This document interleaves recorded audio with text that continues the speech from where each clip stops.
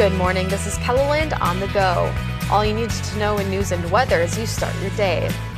A Sioux Falls man is accused of strangling a woman and holding her against her will. 58-year-old Tony Tate made his first court appearance Monday afternoon. He faces a long list of charges, including first-degree kidnapping, stalking, and domestic assault. Authorities say he beat her with household items, including a golf club and a guitar. According to court documents, the crimes spanned nearly a week until a neighbor heard noises on Saturday and called 911. Police say Tate knew his alleged victim. The judge set bond at $10,000 cash only. Tate has a lengthy criminal history and has spent time in prison. A Sioux Falls man is in the Minnehaha County Jail accused of solicitation of a minor. 36-year-old Fires Ferris was in court Monday afternoon for solicitation and sexual contact with a child. He was booked into jail over the weekend. According to an affidavit, Ferris allegedly sent a teenager inappropriate text messages and hid a camera in her home. A judge set his bond at $7,500 cash only. A popular mobile market is shutting down this week. Eat Well Sioux Falls Mobile Market's last day is Friday, but despite the closure of the market, Sioux Falls Thrive president Michelle Erpenbach hopes it can still have a future. Remove Thrive from the equation.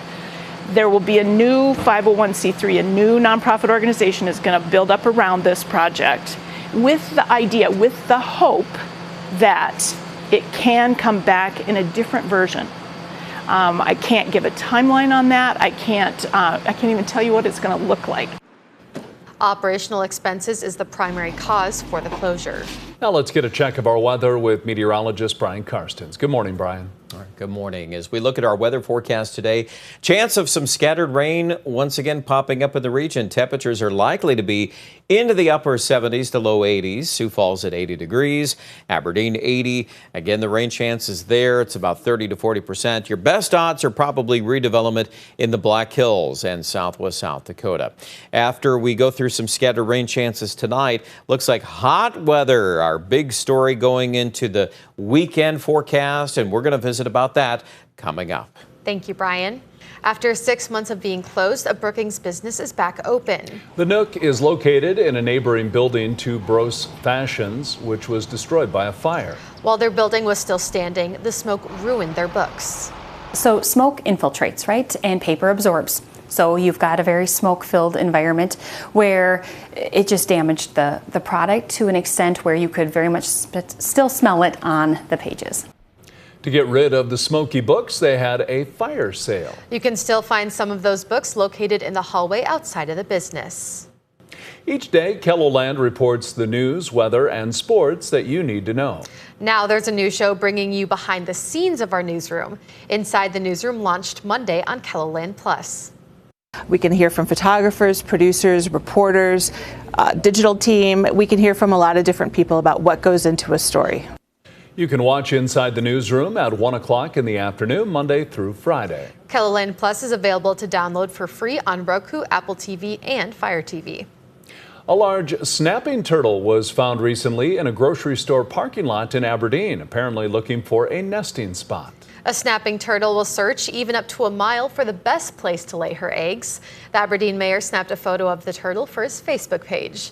The post had drawn more than 250,000 views. Digital reporter Ray Yost spoke with the mayor and a couple of turtle experts for her KELOLAND.com original story on our website. That's a look at some of our top stories. Now let's get another check of your weather with meteorologist Brian Karstens. Brian? All right, our weather forecast as we look ahead. First of all, a couple of things here as we reflect on rain totals the past 5 days. It's been an interesting forecast. We've had numerous scattered rain chances, and you can see the collection of thunderstorms in the northeast. We've had big rain around Sisseton and Millbank and Aberdeen. Not so much near Sioux Falls. It's been pretty widely scattered. So we're thinking right now that the forecast will start to take place with some showers and thunderstorm chances again today, and we'll keep watching the extended forecast. Let's move through the numbers here, and you'll see this afternoon Sioux Falls area very close to 80, and you'll notice also that scattering of rain. These things can pop up around Primarily the southwest looks a little more organized this afternoon. Consequently, temperatures are held in the lower to middle 70s there. Mitchell area, probably like Sioux Falls, close to 80. I'll be curious to see if some of these continue to push eastward or if they slide into Nebraska. They've tended to be more in Nebraska lately, but that's kind of something that we're still keeping the door open to that. Tomorrow, once that chance of rain leaves, it looks like highs will be in the upper 70s and low 80s across eastern Kettleland, slightly warmer in the west. You flip the page to Thursday. Here we go. We're starting to heat things up. I think highs in the 80s to near 90-degree levels from Sioux Falls to Mitchell, probably mid-90s in Rapid City. There is a shot of a couple thunderstorms on the edge of this really hot weather coming in. So that's why you're seeing some of this reflection there around Chamberlain and Winter, and then what could manifest into at least a couple of pockets of thunderstorms here Thursday night into early on Friday. So that'll kind of migrate over into Minnesota. And then it's, for Sioux Falls, hot and humid. I think probably worse by the time we get to Saturday, but even Friday afternoon, we're cranking up some wind out of the south, and I think right now we're positioned for 100-degree heat in southwest South Dakota on Saturday afternoon. Even probably Yankton, not far from 100 degrees for Saturday. So as you're planning that time period, make sure you're taking into account the extreme heat. It's not going to stick around a long time. We probably get some of that on Sunday, already beginning to break down as the heat begins to shift into the eastern part of the country.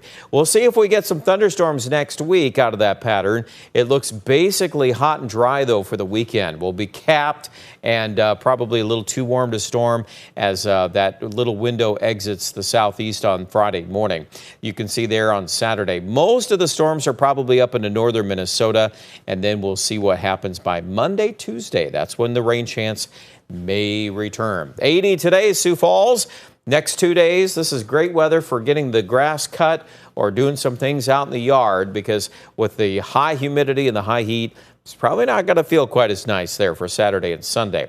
30% chance of thunderstorms Monday. Notice the drastic cool down. We're going to see temperatures tumbling by late Sunday into Monday for Aberdeen.